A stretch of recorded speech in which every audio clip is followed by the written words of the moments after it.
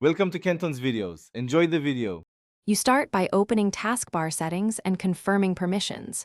You must be an administrator to change deeper behavior, so create a system restore point now and export any registry key you will edit. Once done, right-click the taskbar and choose Taskbar settings to check the simple hide options first. This saves time if a toggle will solve it. If the button remains, you'll move to the next step.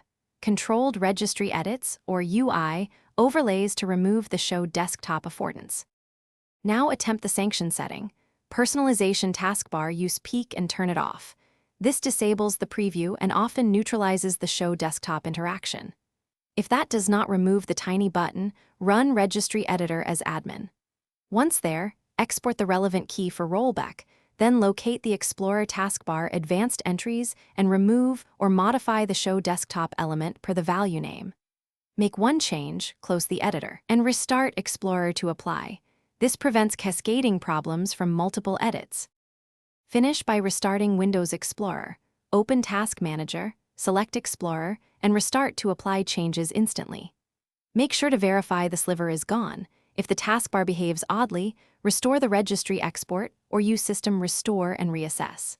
If you still see the Show Desktop area and prefer a non-registry fix, add a custom toolbar or a thin toolbar item to cover that right edge sliver. If anything goes wrong, revert your backup immediately and test one change at a time to isolate the cause. Thanks for watching. Consider subscribing if we helped you.